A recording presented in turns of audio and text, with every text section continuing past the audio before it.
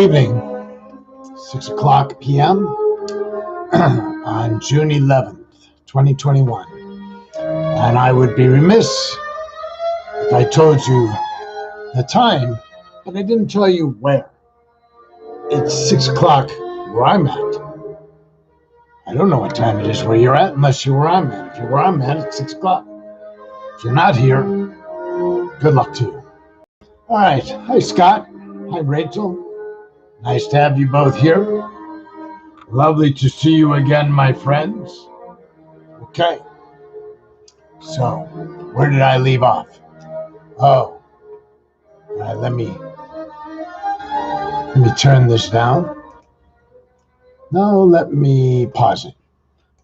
Okay. Good evening. Hi, Becky, Kathy. Actually, well, yes, I posted some Bach, but just now we were playing Haydn. So I listed for you some good pieces, some really good classical pieces. One of my favorites is the Bach Brandenburg concertos. Absolutely. And there's a few of them. Absolutely stellar classical work. Haydn got in here twice.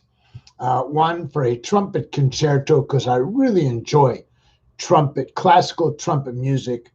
When done well, is just like, wow. Shostakovich, Russian composer, Symphony No. 10. I mean, he's Russian. He's different, but he's good. He's real good. And then I picked the Haydn Symphony No. 42, not because I'm a fan of the Haydn Symphony No. 42. I picked it because I'm a big fan of Trevor Pinnock and the English Concert. And I went to see them in Oxford when I was in law school there. And to see him play the harpsichord just blows your mind, I couldn't find what I was looking for with Trevor Pinnock. What I wanted with him was to see they play a lot of their stuff on the period instruments. So the harpsichord from the time that the piece was done. In other words, he endeavors to bring you the piece just as it was when it was written by the composer. Magnificent stuff. So I hope you all take a look. So the title of the show is Classy Laddie on a Friday, right? I mean, yesterday I was so amped up on percussion, it was hard for me to start a podcast without bouncing off the walls, because percussion and me, we walk together all the time. I've been in trouble. I can't tell you when. Hi, Radine and Kathy. I can't tell you how often I've gotten in trouble in a classroom or at work because my feet or fingers were tapping. They just do it. When I worked for my dad, and I used to sit in an office of 3 guys in the purchasing department. I was the junior member. Of course, I was the boss's son. And the purchasing agent, the head purchasing agent, would go nuts. He's like, stop with the tapping. And I would stop because I really had to. He was my boss. But eventually I'd start up again. Not on purpose. Just always rhythm running through my head. I believe I reported to y'all that when I was growing up in Hyde Park, thank you, James. Thank you for acknowledging great musical choices.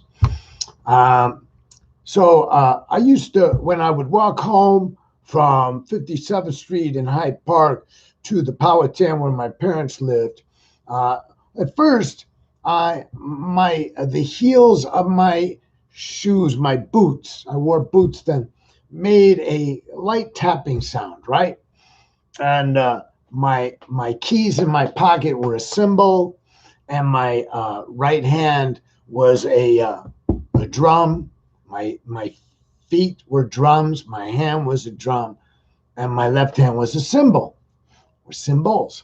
And I used to walk that way all the time, just playing rhythms. And then I had to stop that because I realized that I was telegraphing. I was coming down the street. And for those that grew up in Hyde Park, you know that if you're coming home late at night, you're a young guy, you know, a teenager. Not cool to bring attention to yourself because, I mean, guys are always trying to rob me when I was on, you know, going from point A to point B in Hyde Park. I don't know about the rest of you that grew up in Hyde Park, but I mean, people tried to rob me at least a half a dozen times, maybe more. At least, you know, I could probably tell you more about it if I could remember. Anyways, so I silenced my feet because I did not want to telegraph I was coming.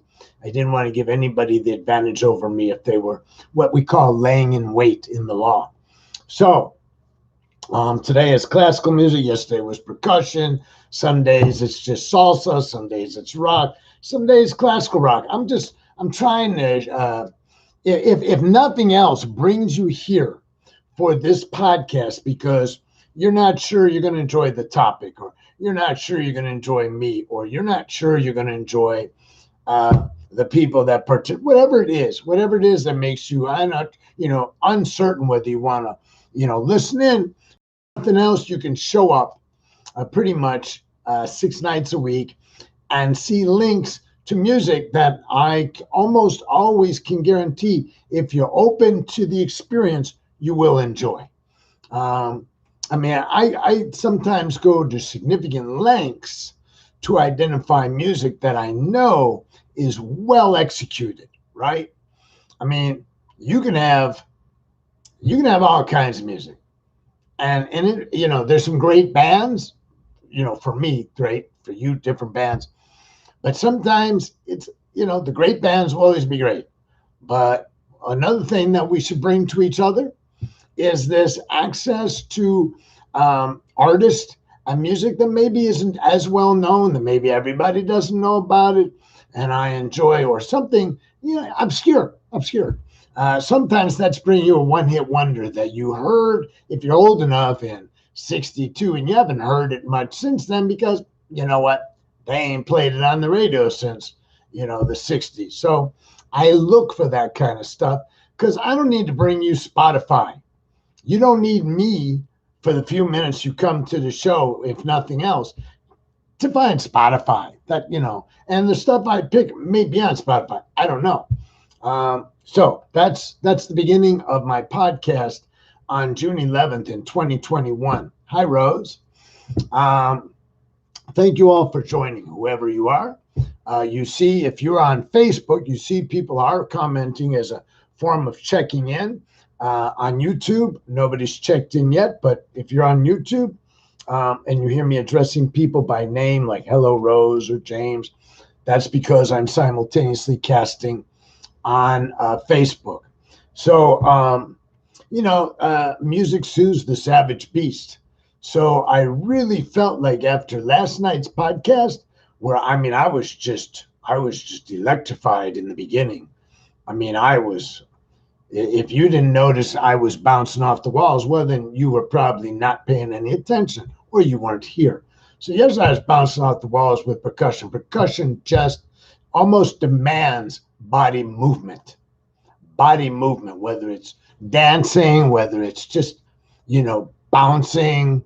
There's so many things you can do. One of the African pieces I posted yesterday, when you watch African dance, you know, yeah, let me stay away from that. I'm going to come off sound like I don't like white people, but I don't see a lot of white people doing good African dance. Something about African dance that's really special. But then again, I don't see white people doing salsa, and I don't see a lot of Hispanics doing, you know, ecstatic dancing. I'm not saying they don't. I'm saying you just don't see it that much. Each ethnic group seems to have its I don't know, specialty dances, you know, and of course culturally every ethnic group has its music, and then there's the music that kind of brings us all together. Classical music should bring us all together. I don't have to dance when I'm listening to the Brandenburg concertos. I don't have to do anything. I could read to a Brandenburg concerto. I could have a conversation with the Brandenburg concertos in the background, or I can just sit and listen to it and be quite content. If I'm listening to conga music, I'm going to be tapping somewhere, right? If it's salsa music, my hips are going to try to move, albeit we all know that my hips and the rest of my body are no longer in communication with each other, which is why you don't see me bouncing around very much. So that's my explanation for today's podcast. Beginning, it's not the end. So moving away from music and towards something is it going to be more substantial? I don't know. I've stayed away from politics for days on end. If you've been here a regular, then you know. I just, for a couple of reasons. One, because political podcasts usually land up being divisive. Two, because people locally here who were trying to get to know me would check out my Facebook or my podcast, and they just thought I was too over the top. So I've tried, if people don't know me, think I'm over the top, maybe it was time to tone it down a little bit. So I've tried to tone it down, and in fact, I did a 3-part Buddhist series. And tonight, I gotta tell you, I'm super conflicted because what's going on politically this past week is absolutely crazy, and we got our first glimmer of hope this afternoon. This afternoon, on the political front, there's a glimmer, and it's only a glimmer. Merrick Garland had a press conference. He's going to double the size of the Justice Department's division, which is responsible for monitoring or overseeing fair elections, right?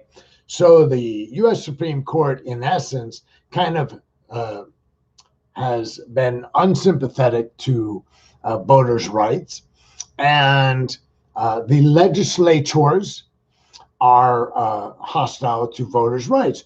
So what has happened up until today, where Merrick Garland stepped in, is I believe 18 states have already passed significant voter suppression laws.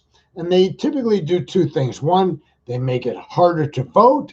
And number two, they make it such that the legislature, the Republican-controlled legislature, can overrule whoever is in charge of the election, typically the Secretary of State, so that somehow they can yank the electoral votes away from the process and delegate them to the loser if they favor the loser. So this is really, really terrifying stuff if you're involved in political stuff at all. As you know, I'm a political activist, so it's been horrible. 18 states have already passed legislation. Like another 30 have bills pending, which will almost indubitably will pass. Merrick Garland rode in on his white horse today, held a press conference, about 30 minutes, I think it was, and said that he's aware of what's going on, and his lawyers will be looking for attempts to suppress voter registration, access to the polls, and the possibility of legislators stealing the vote. This is good. The Department of Justice is the top law enforcement arm of the United States of America. So while there is a civil war percolating, absolutely. I mean, you all probably know this. There is literally a civil war percolating. In some regards, it's underway. Without the Department of Justice, as we experienced in the last 4 years under William Barr and Donald Trump, devastating results, because instead of focusing on domestic terrorism or police misconduct or things that they historically spent some time on, even under Republican administrations, what we found, or we knew then and we know even more now, the Trump administration and William Barr were busy undermining the Department of Justice ability to operate in areas of I guess we could call it liberality, if there's such a word. So for this new Department of Justice leader, Merrick Garland, the Attorney General of the United States, a Republican historically, a conservative historically, to come forward and hold a press conference and say essentially two things. States, I know what you're doing. And two, I'm going to be fighting it. The Department of Justice represents the United States government in court. So if Merrick Garland and his staff identify voter suppression and initiate lawsuits in the district courts, the federal district courts, this will take some of the burden off some of the smaller entities. The ACLU is a dwarf compared to the Department of Justice, legal aid societies. Most of these legal groups that are associated with liberals are always pressed for money. The Department of Justice is not historically pressed for money, and is demonstrated by the fact that Merrick Garland can announce that he's going to double the size of this division. And I don't know how many are in the division, but I don't think we're talking about hiring 2 new lawyers. So this is a glimmer of good news that maybe by the federal government shifting its paradigm from being an advocate, albeit a quiet advocate, a covert advocate of white supremacy, misogyny, homophobia, and all that, to recognizing that one, there's this thing called equal rights, and that equal rights are not granted by some right-wing guy saying we've treated you fairly, we're not stealing your vote. I mean, all the BS, right? That's no longer the measure. That's been the measure for 4 years. They go interview Mitch McConnell, and he says, I've never voted against voters' rights. I've never voted against blacks having equal rights, while meantime, he has consistently, absolutely, one, abstained from assisting, and then two, encouraged others to resist progressive politics. So Mitch McConnell's full of it.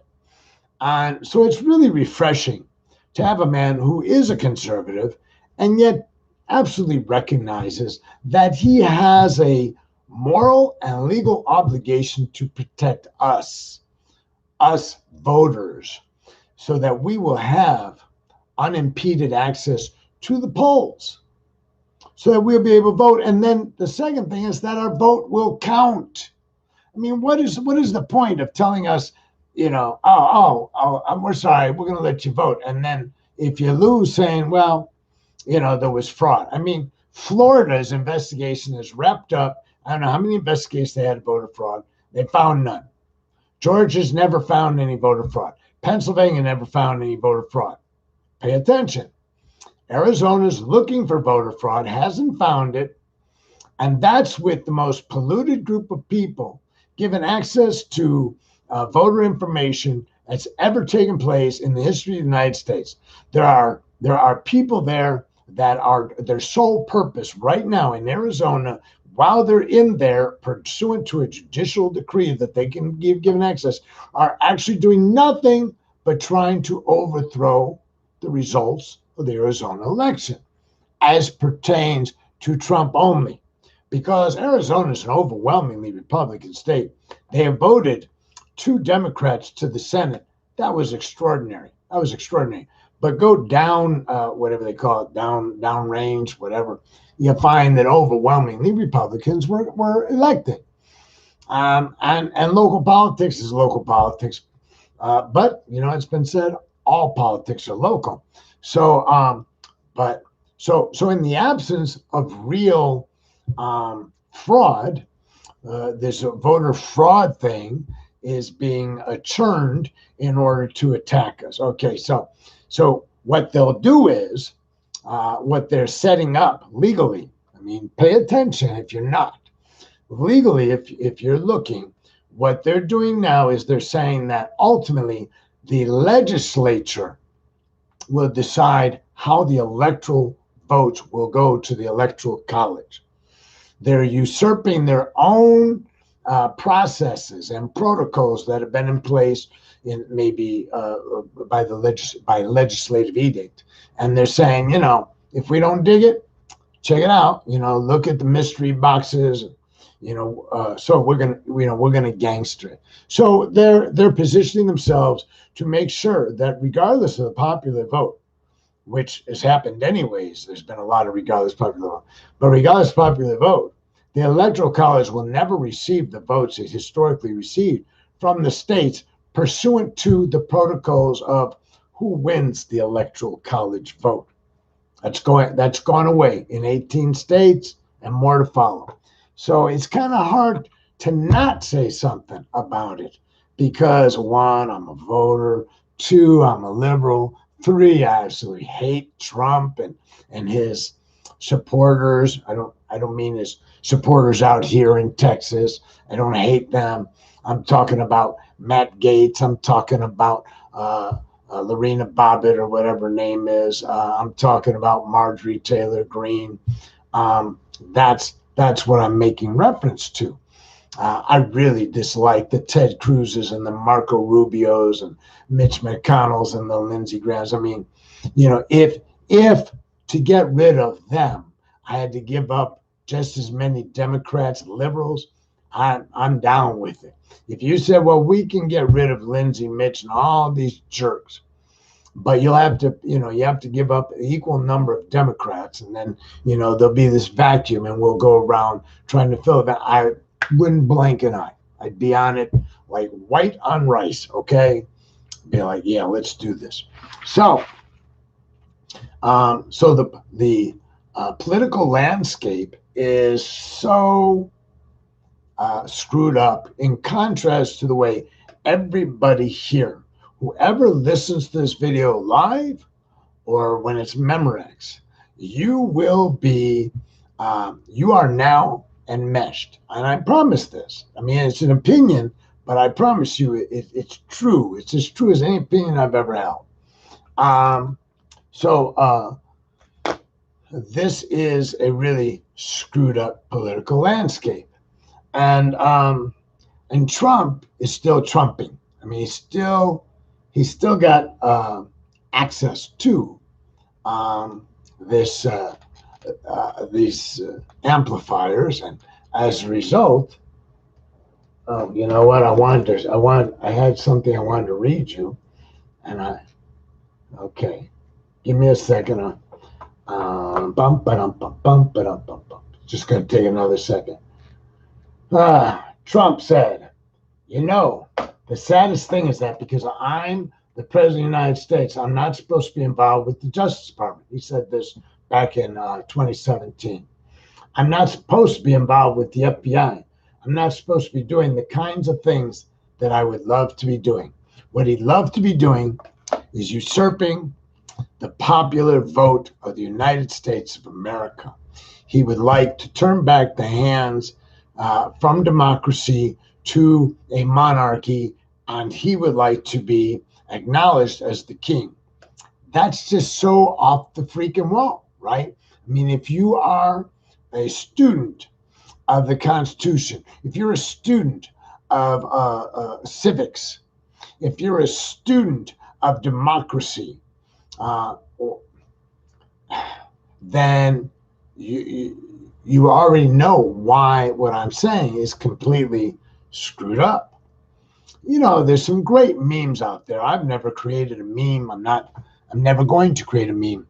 But, when they talk about the South will rise again, you see the Nazi flags, and there's this really good meme that, somebody's sitting there and holding the flags, and it says, and it makes reference to Nazis and to the South, to the Confederacy, and says, we already fought 2 wars over this.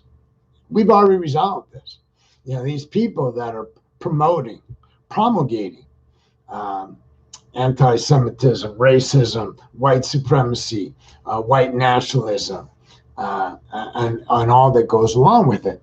What some of these really good memes have done in a really incisive way is to say, man, you're not supposed to be.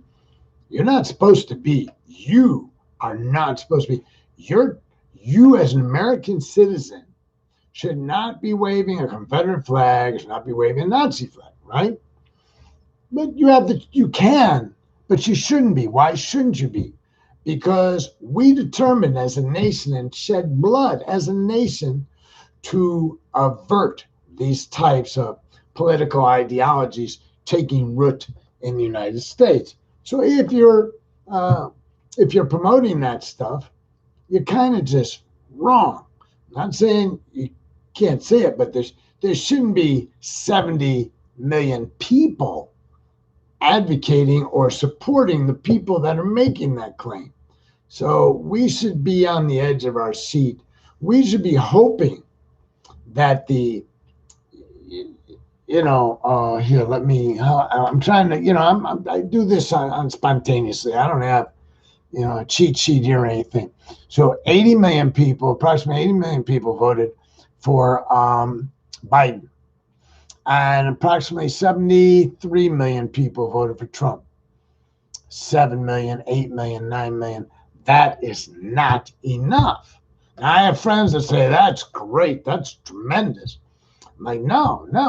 The country shouldn't even be that close. Well, there's all these people that didn't vote. Well, if they didn't vote, I don't know how they would vote. So for me, in a country of 300 million people, albeit a bunch of those are not voters because they're young, but for 300 million people to have autocracy, a monarchy nipping at our heels by only those 7 million votes, to me is no comfort at all. It only points out to me the proximity that we reside in to potential civil disobedience, strife, and even war. Because those of us who support kind of the typical democratic republic government should have shown up in twice the numbers of others. And if we didn't show up with twice the number, why didn't we? You can't say, I don't care what your friends or neighbors say, you can't claim that it doesn't reflect the United States. You can't say that, but if everybody voted, it makes no sense. And the reality is we only count votes. We don't count intentions. We don't, every 4 years, when we have a presidential election, we don't do a survey of your intention. I know that the polls do that, and we don't elect people on polls, right? We count votes. 73 million, and I'm saying approximate, to 80 million is perilous. It's just not sufficient to maintain democracy, and you all know that now because as I said on day one, and I know some of you knew this anyways, but I said it anyhow, the Democrats do not control the Senate. I knew that on day one. I said, first off, you understand when you think that we have the majority, you're wrong. You were wrong if that was your thought. What we have is we have 50 people that call themselves Democrats, but that's not a majority. That's equal. And then you have the vice president gets to break a tie, but we don't have any ties. So it doesn't really matter, does it? I mean, we've got 48 votes in reality. So we're not going to do anything with 48 votes. So unless some other people from the other side, and you ain't seen a one yet, come on over. Red Rover, can he come over? It ain't happening. So perilous times. And I'm going to stop talking about politics because it's like I said, I feel conflicted by the political, by the politics that are unfolding as we speak. My daughters are in Korea. I hope they find a way to settle down in Korea. I really hope that my daughters can make it in another country, because I believe that most of us who listen to my podcast, we're old enough that we will resolve our lives and fairly peacefully, probably. But I don't believe the next generation will have that luxury. My kids are 24 and 25, and I encourage them to move to a country where it may not be on paper as democratic. Korea is not as democratic. There's very few countries that have the type of constitutional republic that we have. England's not one, France isn't one, but there are democracies, okay? I'm content with my daughters to go someplace where democracy is a little bit more respected. Here, I mean, I got friends calling for Biden's impeachment. So what are they doing? They're mimicking the call for Trump's impeachment. That's all they're doing. Because you can't impeach a president unless you have a charge. And the charge has to rise from an action. And Biden hasn't taken any action that anybody in the Congress or in the legal community, not one, has suggested is remotely prohibited. Nothing. I mean, there's just simply no ground. So why would you call for his impeachment? Why would you call to overturn the vote?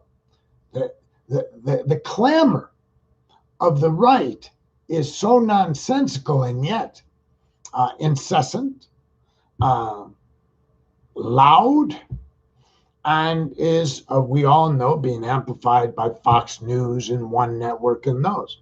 So I'm certainly not an amplification of liberal ideology. I'm a podcast guy that shows up at 6 o'clock and for 45 minutes talks to some of his good friends. So, hey, I'm here. So today's Friday. Tomorrow, I'll be up at 4:30 in the morning. At least by 4:30 in the morning, I get out the door. 5:15, I meet my friend Paul. We're going to probably bicycle about 60 miles. I haven't decided yet whether I'm going to take an e-bike or a regular bike. But I'm going to go. I'm going to have a good time. Today I walked. Here's some news for you. It's getting hot out, babe.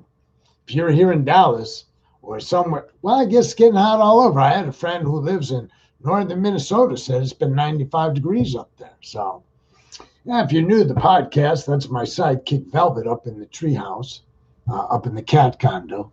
There's a Leo laying on the bed, and then I would guess, without being able to see him, that Kento is probably under my nightstand. So, tomorrow I will get out. I mean, I will be out of my garage by 5:05 at the latest, because if you've lived in a southern area that gets terribly hot, then you probably already know that it's really healthy to get the freak out before the sun comes up. The difference in temperature, 10, 20, 30 degrees as the day goes on. Humidity going up. So I get out. Here's what I don't understand. I see people jogging at 5 o'clock in the afternoon. And I think to myself, could there be anything more unhealthy than jogging? Well, yes, not jogging, I guess. So overnight, the ambient heat dissipates, right? The concrete cools, even the grass gets cooler and dew forms on it as it, the actual temperature change creates condensation. So I go out at the crack before dawn, and I'm averting being put in these horrible climatic conditions that will make you sick. So when I see these runners at 5 o'clock, I'm like, okay, I left at 5 a.m. You're leaving at 5 p.m. Here's the difference. 30 degrees. The temperature that is being radiated from the concrete, the sidewalk, the asphalt is significant. It's never going to be cooler than it is at like 5:30, 6 a.m. when it's had time to cool off. It won't be any hotter than it will be at 5 p.m. when it's been toasting all day in the sun. So if you're a runner let me suggest you get the freak up early. Mimic Ken. So I'll do that. And of course, I'm on a podcast tomorrow. Here's the thing I want to begin to wind down with. I told you over the last 3 nights, maybe not last night, maybe 3 nights before, is that this thing that I refer to as myself has undertaken a program or programs to transform. And I don't want anybody to misunderstand. Transformation, genuine transformation is outlined in 12 steps or by the Buddha is hard. It's difficult. It's simple, but it's hard and tiresome. I get coping fatigue. Here's what I mean by coping fatigue. I'm coping with life on life's terms, whatever that is. Whatever that is, I'm coping, right? Relationships, financial problems, car problems, illness. Well, not in my case when I'm ill, but I've had a hell of a run with my dentist, right? Anyways, I'm managing those. And the way I manage them is really it's the opportunity to grow. It's an opportunity that I'm presented with every day, and this transformation that I'm referencing through 12 steps through Buddhism is completely altering my auto response system for the most part. I say completely, but what I mean is there's been a seismic shift, but I don't mean completely in that I've completed it. So what I meant by coping fatigue is facing these problems I just outlined and getting through them has worn me the F out. I want the problems to stop. So here I am practicing meditation for 12 years. Here I am practicing Buddhism in 12 steps. Acceptance is the key. Everything's impermanent. It's all correct in my book. It's all helpful. And damn it, I'm tired of showing up and dealing with the next financial issue or relationship issue, loss, grief, whatever it is. I'm tired. I want to be able to rest on my laurels. And when I think of resting on my laurels, I think of Tucson, and I think of all the places I hiked, and I thought, it's you're always looking for a rock to rest on, because you ain't sitting nowhere that, you got to have a rock. You're not going to sit on the ground. You hurt your ass. You ain't going to sit on no cactus. You're not going to sit under a tree in Tucson. They don't have trees you can sit under. You're not going to relax and smoke your doobie, smoke your cigar, whatever, under a tree. They got mesquite trees, Palo Verde trees, and sun beats right down through them and kick your ass, right? So I think about that stuff. I am not in a position to rest on my laurels. I have to keep showing up. And this classical music that I posted has... so I have a classical music station posted, I don't know what you call it, on my radio in the car. So we got some great radio stations in Dallas, by the way. For those who don't live in Dallas, I'm so sorry. Unless you have as many public radio stations as we have, you're missing out. I've mentioned before, when I got to Chicago, XRT, the rock station I listened to for years and years, and I hear the abundance commercials. I'm like, oh man, let me put a CD in or something, right? Let me turn on an iPod, man. But in Dallas, I can go all day listening to 91.7 rock, kind of eclectic rock. I can listen to 101 something WRR, that's classical. I can listen to 88 point something, which is jazz, put out by the University of North Texas. They have a station there, and they pump out jazz all the time. Free stations. In other words, they don't have advertising. It's not always easy to be present. That's right. Rachel threw that in there. Hi, Chris. Welcome. Welcome. So I'm going to start winding down. And I'm ending on the note that I'm a big advocate of transformation. I'm a big advocate of transition.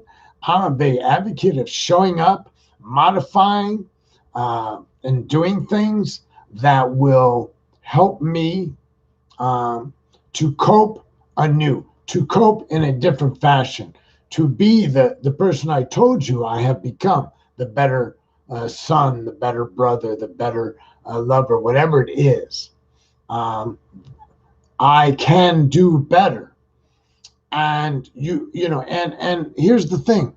I know people that are pretty good at being brother, son, whatever they are, daughter, and are not being pushed by life to transform, to improve, or whatever, and that may be fine for them.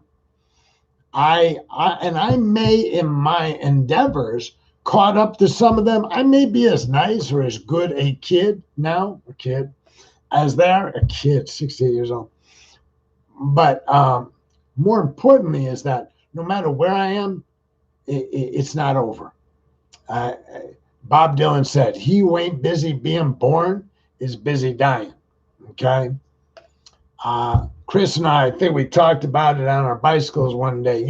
Staying on the bike. We're in our 60s, and nobody's requiring that we bicycle as often or as far. But there's this internal mechanism that says, I want to be healthy. I want to be healthier. I want to be in shape, fit. I want to be able to be of service to others, and I can be more of service to others if I'm not sitting at home taking medicines and trying to manage the side effects of those medicines, and on and on and on and on. So, like many of you, I have invested in a fitness of the mind, the spirit, and the body, and I wish, God knows, I wish I could just take a break. But I guess what I forgot to say is when I take a break, I lose ground. I don't kind of resting on my laurels doesn't work. So when I get someplace where I think I'm healthy, I can't stop there because I need to persistently and consistently be improving. Otherwise, I backslide. I backslide anyways. I really am a guy who takes 2 steps forward, 1 step back, 3 steps forward, 4 steps back, 2 steps forward, 1 step back. I'm a mess. And tonight, I'm your mess. 6:43, it's time to do some meta. Chris is in a different time zone. He's in Indiana where they're an hour ahead. So he says the time difference screwed him up, which is why he's probably checking in late. But he'll get the hang of it. He's going to be up there a while. I'm going to be in Chicago somewhere in the end of July until the end of August. I may hang around there for a while. I don't know. Ricky and I are going to talk later tonight about potential plans. Okay. As always, let us end with the practice of loving kindness. It's called reflecting on metta. Metta is the Pali word. Pali was the language of the Buddha, Pali, and this was the admonition of the Buddha. Practice, practice, practice to be compassionate, to be kind, and to manifest goodwill to all. Okay. So I bring my hands before my heart. I bow my head. I close my eyes. I take a deep breath. Please feel free to do it also. You won't mind. You won't regret it. Think to yourself, may I be happy, healthy, free from harm, free from anger, anxiety, fear. May this practice, which I propose you do daily, will guide us to a place of greater peace and comfort. May my mother and father, all my family and friends, be happy, healthy, and free from all forms of harm. May they too find the path that will guide them to a life of greater peace and comfort. To those persons I find difficult, whatever reason, whatever rationalization or justification I've manufactured to justify my anger, okay? But in this moment, I simply say, may all those persons be happy, healthy, and free from harm. May they be living their lives in comfort, peace, and joy. And to all living beings, humans and non-humans, wherever they may be, beyond the planet Earth, throughout the entire universe, we send out collective goodwill. May all living beings be happy, healthy, and free from harm. May they be safe, comfortable, and at peace. Satu, Satu, Satu. Joan, I will be gone before September. I can't stay until September. I've done the drive. I did bike the drive many years ago. I know your family did it annually.